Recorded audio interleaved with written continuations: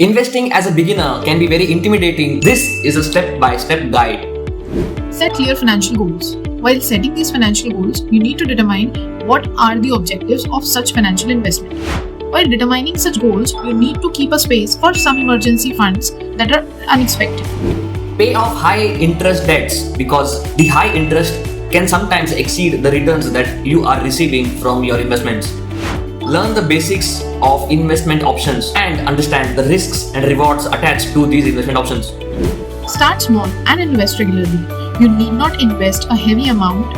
You can invest in schemes that allow you option to invest small amounts, but I will advise you to invest regularly and be consistent in your investment options. Research about the companies, the funds, and the assets that you're investing in. Make sure that they are safe and secure and not too risky.